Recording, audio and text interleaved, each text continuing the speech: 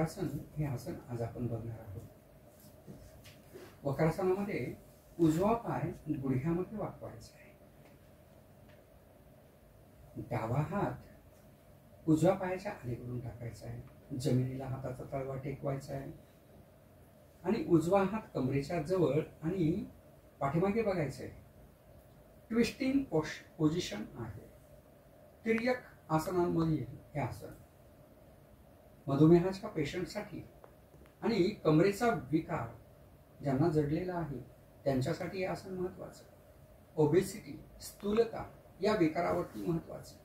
त्याचबरोबर पाचन संस्थानाचे विकार ज्यांना जडलेले आहे, अजीर्ण या आजारामध्ये हे आसन अतिशय महत्वाचं. उत्सर्जन ज्यांचं व्यवस्थित होत नसेल त्यांच्यासाठी हे महत्वाचं.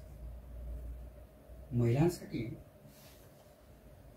ऋतुस्रावाच्या काळामध्ये हे आसन करू नये आणि ट्विस्टिंग पोझिशन मधलं आहे.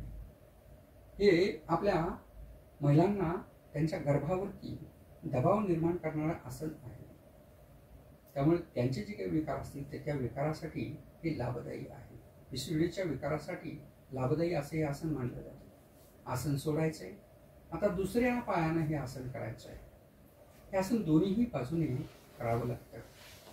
त्यावेळेस आपल्या शरीराचं संतुलन साधलं जातं. Slowly start. आता डाव्या पायाने डावा पाय गुडघ्यात वाकवायचा, उजवा हात तिकडून टाकायचा आणि हळुवारपणे पाठीमागे वळून बघायचंय. हनुवटी आपल्या डाव्या खांद्याच्या सरळ रेषेमध्ये असली पाहिजे. पूर्णपणे शरीर पिळवलं जात आहे. त्यामुळं पाठीच्या स्नायूंना व्यायाम मिळतोय. नर्वस सिस्टमला स्पेसिफिक व्यायाम मिळतोय.